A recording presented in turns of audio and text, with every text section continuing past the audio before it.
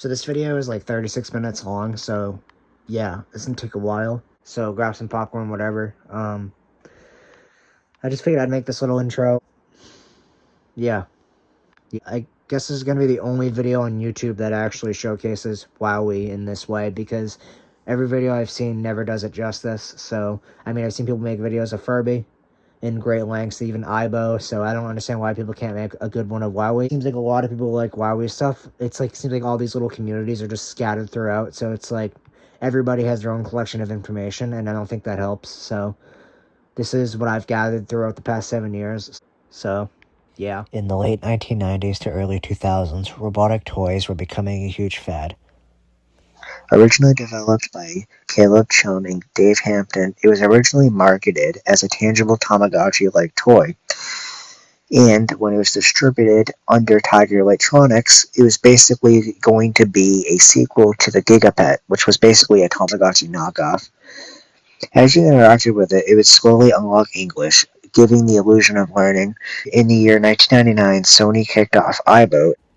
When Sony first released the original Aibo ERS-110 in 1999, it retailed for 2,500 yen, which is roughly 2,500 USD at the time. It sold out crazy fast. Just 3,000 units were made available in Japan and 2,000 overseas, and all 5,000 units were sold within 20 minutes online, which wasn't a popular thing in 1999. Sony would make multiple Aibo variants over the years, being the ERS-210 and 210 Supercore, you have the 220, 300 series, the ERS-7, which came out in 2003, and then discontinued in 2006.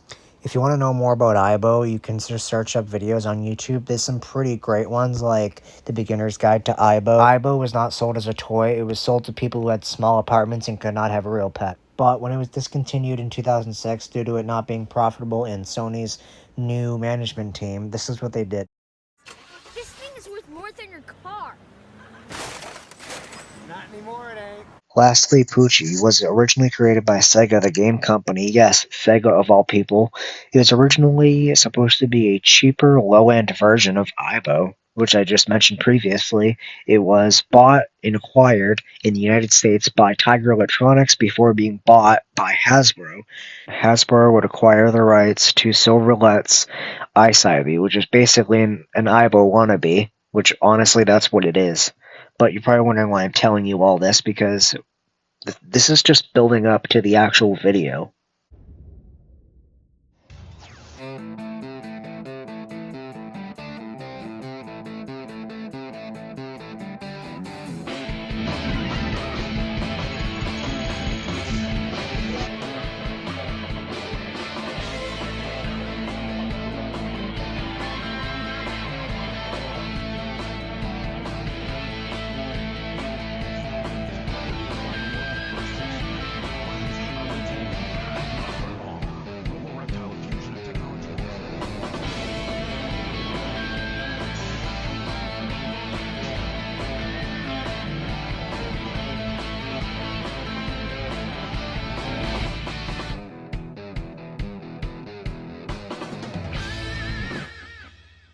When Mark Tildens finished developing the first prototype Robosapien in the early 2000s, he pitched it to major toy companies, Hasbro being one of the first ones at the time. Hasbro passed on Robosapien, favoring the simpler, safer BioBug. Starting in 2001, Mark Tildens would partner up with Wowwee and Hasbro to create BioBugs. BioBugs were a kind of an autonomous bug-like creature, and they only sold from 2000 to 2001, and they kind of just came and went. They weren't really anything too special. Wowwee was interested in Mark's humanoid vision, so in 2004, they greenlit the Robosapien. BioBugs, a revolution in evolution. It's February the 15th, 2004. We're at the New York Toy Fair, and I am Mark Tilden. And this is my baby. We've got regular batteries in the feet, but he's running 7 motors at the same time and not stalling out the motor in any possible case. The secret is the special gearboxes and the motors that we actually use, but also the nervous network technology that basically is the motor driver structure. Every single motor, when it moves, basically both generates and basically consumes power. So every motor is also its own measure. The motors are about 50% efficient. So every time a robot does this or does this, the reflex action, you either walking or bouncing basically means that half the energy is in fact returned to the power system inside it. Nearly 20 years later, after the Robosapien came out, I mean, it's still a pretty impressive toy even today, because nothing, I repeat, nothing has ever surpassed it. And honestly, that's why they keep bringing it back, because Wowwee knows that nobody's never going to be able to create a very complicated toy like this. I mean, the way it's built, like, you think you can try to tip them over, you really can't, because just the way it was designed and built. It was very smart for the time. He even came with a cup. You used to be able to pick up stuff, as you can see. My Robosapien is clear, obviously, but they came in so many different colors. It's not even funny. They even have like a secret autonomous mode, which you can do with the controller. You can program a bunch of actions, which I'm going to show. I'm going to show how you can make Robosapien V1 free roam. So this is how we do it. So basically what you do is you press either the right or the left side. I'm going to start with the right side. So you press that button, and then you press back, turn. Then you can do whatever action you want. You want to make it, I don't know, roar. You want to make it bulldozer forward or make it dance. And then make sure you have the walking feature at the end of the program, so it's able to do that. And then the other side is the same thing. So you can press left, and you can press down, and then turn, and then whatever action you want. So whatever. And then make sure you make it walk. Press stop, and then make it go forward. So depending on when it hits an object, it's going to play back the program set for that side. And this will go on for 5 minutes. So you actually have a free roam mode for the V1. And you can see he's playing back the program. That's how you make the Robosapien free roam. So yeah, it's not in the manual. So yeah, there you go. Once Wowwee released the Robosapien in early 2004, it became an instant hit that every news station at the time was covering this thing. Like, it just blew up. And you know what? No wonder it blew up. The way it was designed, the way it was built, there was nothing like it. And especially with it having 67 different functions all in one controller, it was just insane. So, with such a good product, they needed a good follow-up.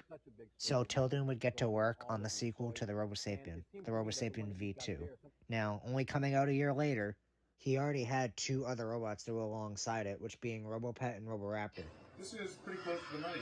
First off, the Robosapien V2, originally costing $249 at its launch here in the States, it was pretty pricey, being considered a kid's toy. So the V2 came in 7 different colors, being OG whites, that yellow, and 100% completely shattered to nothing. You have your sharper image silvers, which completely shatter to nothing. Blues, the inner frames are strong, but their outer shells can get brittle. Reds completely shatter to nothing. Then bronzes are strong all around. Both pearl white and black were made strong. One of the main issues all V2s have, except for the black and the pearl white, is the faulty wiring problem. The wire in this stream here has just started falling apart. Now, touching it, the shielding is just falling off. I press my fingers against it, and as you can see, it's just coming off. The insulation on the wires had fallen off, causing the wires to short out. Working into a short could easily cause this robot to burst into flames, since the robot's primarily made out of plastic. This bundle, so you can see the bundle that runs down his back, through his hip area, down the side of the leg, and seemingly down to where this little board is, where I think it connects to the batteries. So it's just everything in there, and on both sides exactly the same. Now, I don't think this faulty wiring problem happened right away. It kind of happened a few years after they were made, so I'd say by 2007, 2008, this started becoming a huge worldwide problem because every single unit they ever manufactured has had this issue. And even brand new unboxed ones on eBay are still going to have this problem because they've been soaked in that grease for nearly 20 years. Like I've said, there is 2 color variations you can get, the pearl white and the black, and they're the only colors to ever be released that does not have the faulty wiring problem. So if you do want a working V2, you can go for a pearl white or a black one. So I just wanted to show, this is the slider pin that, tells the board where the head is and, knows how to put the head back into position. So this is what the pin looks like on an original, and this is what a 3rd gen looks like. So on 3rd gens, their necks always snap, and the 3rd gen is the black and the pearl white. and if you put the piece of tinfoil in there, it should prevent it from not snapping.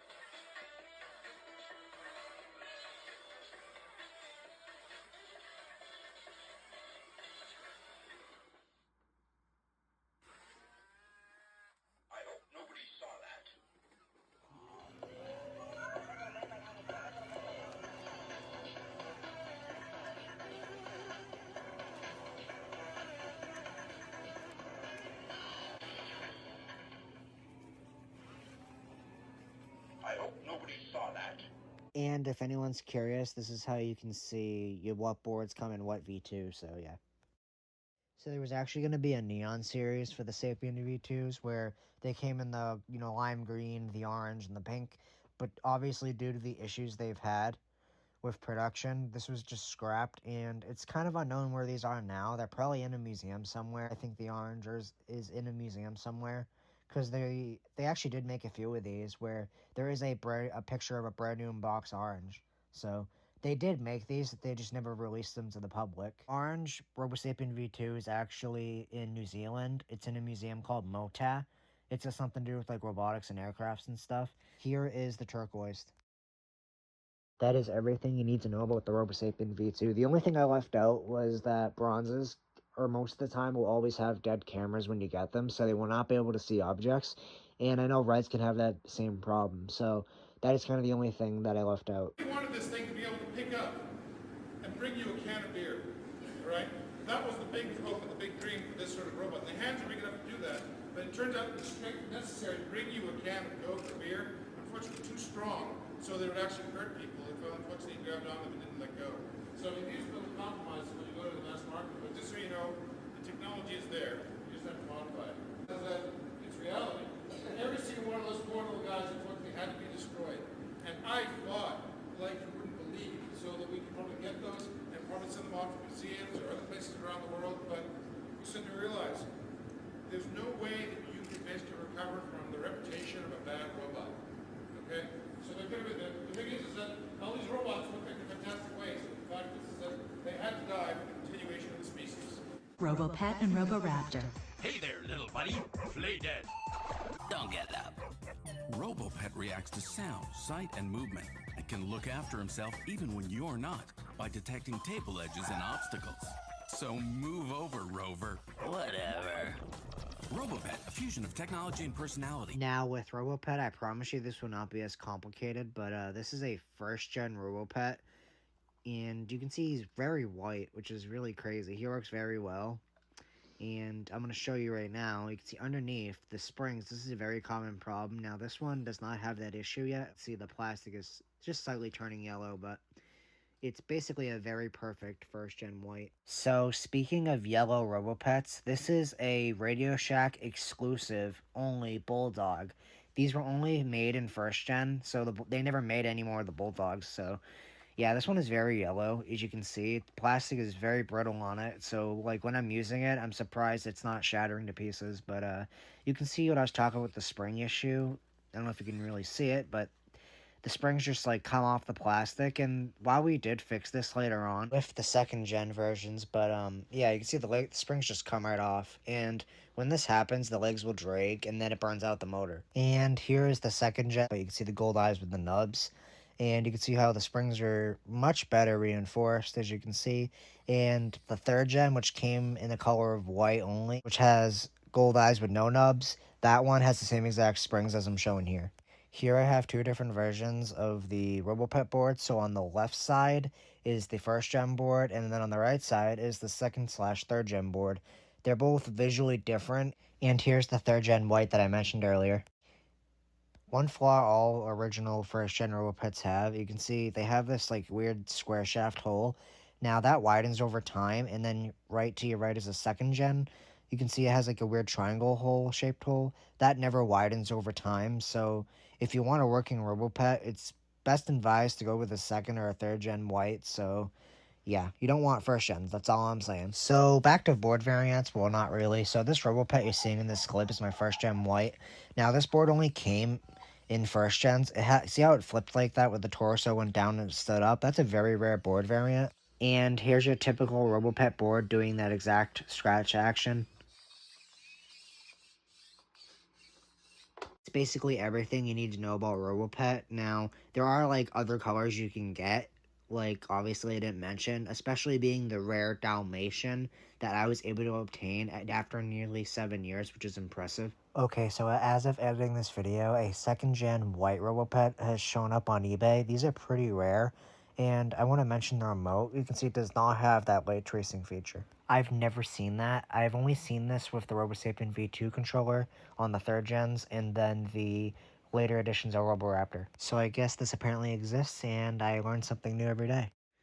But yeah, that's it for Robopet, and moving on to Roboraptor. Historic past and the limitless future comes Roboraptor. Fluid biomechanical motion and 3 programmable behavior modes. Environment, friend or predator, you decide. Roboraptor, a fusion of technology and personality. Roboraptor had 3 behavior modes, a hunting mode, a cautious mode, and a playful mode.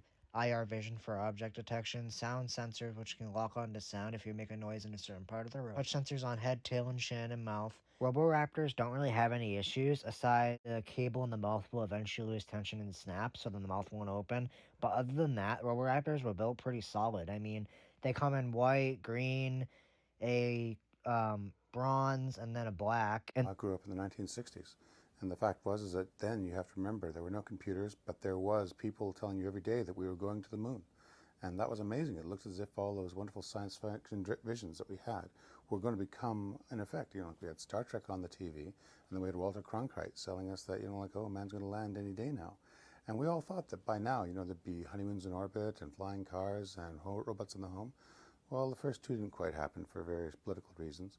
But robots in the home, well, that's something I knew I could do something about. Vision program mode. Program memory full. By your command.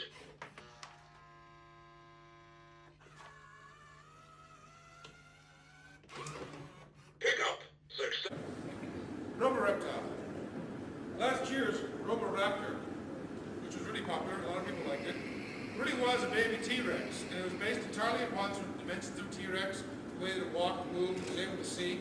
But I've always wanted to build a high-quality, high-speed raptor, like we saw in the Jurassic Park movies.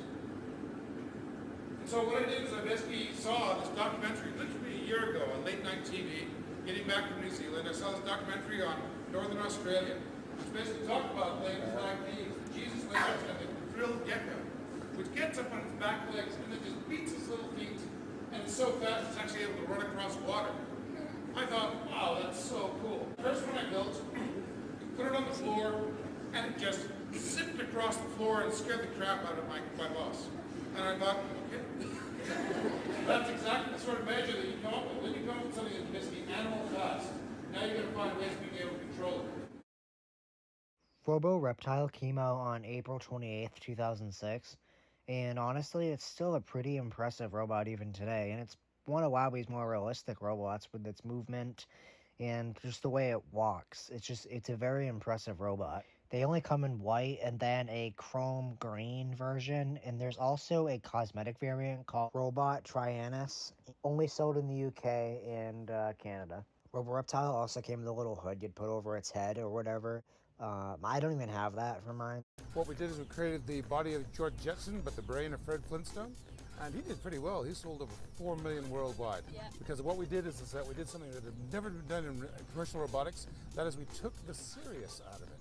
By making something that burped and farted its way into kids' hearts, it just seemed to be something that satisfied a basic primal need. This here is Robo Reptile, and the cool thing is that everything you've ever wanted in your own personal Velociraptor, he's nasty, he's vicious, he's cat-scaringly fast. But he has a secret, and that is he's scared of the dark, right? So basically you can train him, but you can't tame him. The world's first walking, talking cell phone and MP3 player.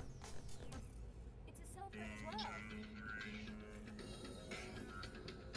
So what happens is that the RS Media winds up having a quality woofer, an MP3 playback mechanism, a high-quality video camera in his forehead, directional speakers in his hands. So what he does what we call 3D sound sculpting. As he plays a song, he basically carves it through the room. Also comes with a variety of different sort of personalities and functions. The cool thing is that he can get up, get down, and he can play non-stop music for hours, even as a shuffle mode. The world's first available, reconfigurable, reprogrammable, fully functional humanoid robot. Right out of the box, I've got over 250 functions from my remote control. So I can walk, lie down, get up, move around, even grab things. But I also feature infrared vision, IR remote control abilities, a VGA color camera for pictures and videos, 3 quality microphones for sound detection, a multimedia LCD display for my chest, which can show pictures, movies, and control information. And best of all, an 11-watt 3-speaker sound system, emphasizing my quality MP3 playback. With speakers in my hands, I can actively sculpt sound in the air. And with my back-mounted woofer and MP3 playback functionality, I'm the ultimate party machine.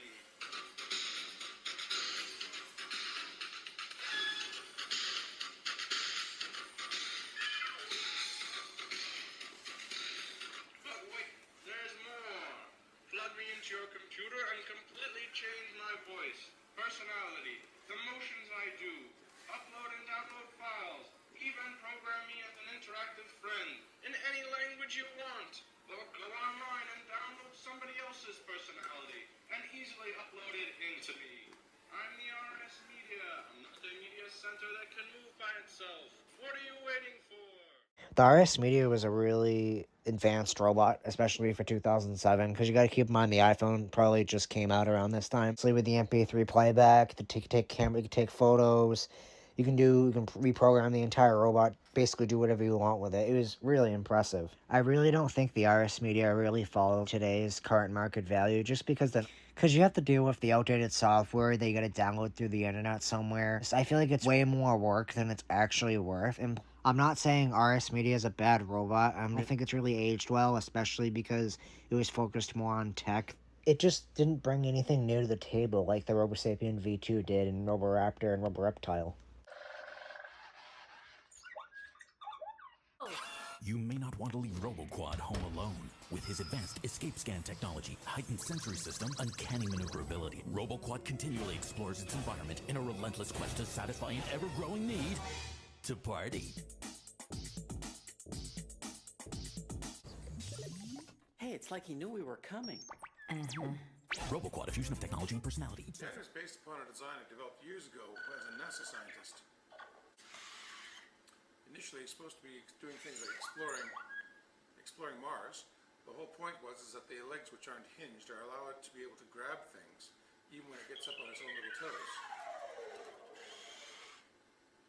And that turned out to work pretty well.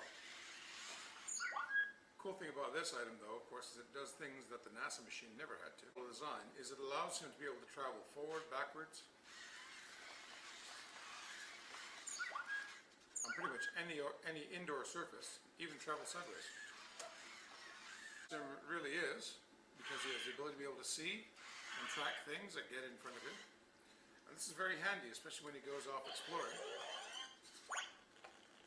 And what we've done is we've tried to give the thing probably one of the most advanced artificial intelligences Wowwee has ever put into these things.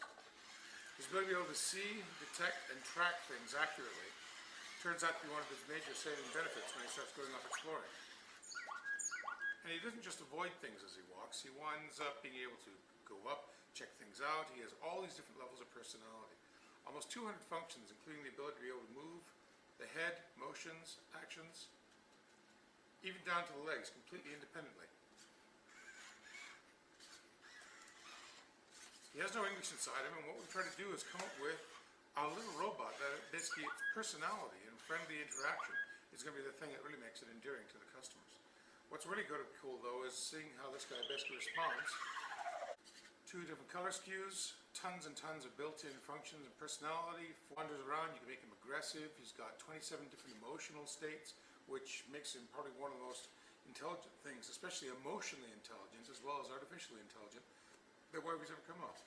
And as well, he's got an 8-hour battery life at least from regular batteries. And of course, So funny thing, the RoboQuad actually comes in 4 colors instead of 2, like Mark was saying. So the black color was never released to the public. I believe it showed up in an eBay listing years ago. If I can find that, I will definitely include it at the end of this video. You will see a picture. And this is the last time you're gonna hear me talk about a robot with a special board in it. But this is the normal RoboQuad dance.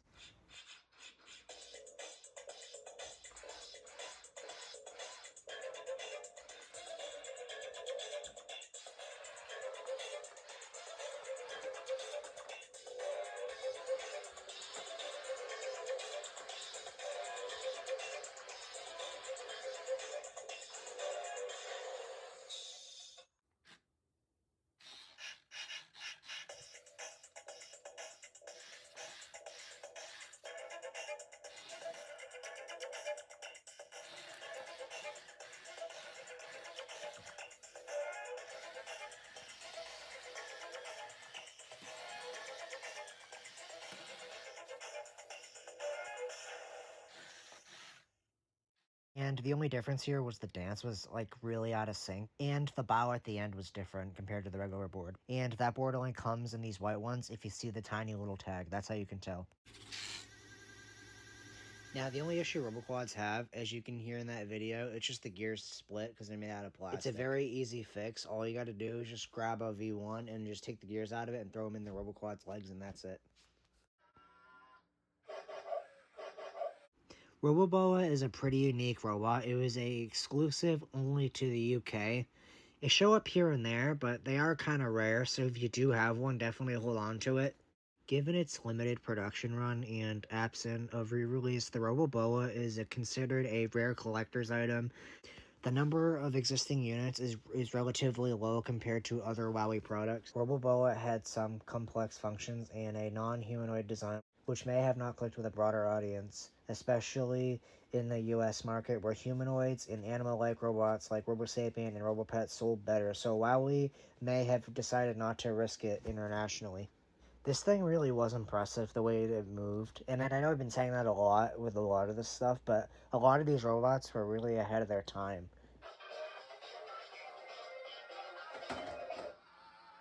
The robot falling over, it's not even its fault. This thing was impressive just the way it moves and the way it picks itself back up. It just goes to show like how functional Mark Tildens' designs really were. And I will say, Tilden did not choose the materials that went into these things. This was all Wowwee to cut corners and try to get the cost as low as possible. Just like RoboQuad, Roboboa has the same gear issue with it being made out of plastic. It will just like deteriorate and rot, and then it chips. So it's always my advice to get a V1 and take the gears out of it, because the Robosapien V1 and V2 have something called gummy gears, and they do not break. So this is a gummy gear. These are, like I said, these are found in the V1 and the V2. But if you see if I squeeze it, it's like rubberized, kind of. It's plastic, obviously. It doesn't crack with time. See, I'm squeezing it, and it kind of retakes its form. These are the best gears you can put into these things. These things will truly last a lifetime. These things never break. They're really great, so I do recommend these. Robot, the ultra-advanced robotic power from Wowwee Robotics. Okay, now I'm dizzy. By 2008, Wowwee started shifting to safer and cheaper alternatives. 2008 crash almost certainly affected Wowwee's plans, budget, and direction. It marketed the end of their big robot phase and pushed them into a linear app-savvy era in more gimmick-focused. You can literally see the evolution of their catalog change, or should I say de-evolution, because most of the crap that they would put out towards the end of 2008, 2009, and 10 is pure garbage. Look at Robo Panda. This is literally shitting on the golden era. And unfortunately, it's going downhill from here. Oh.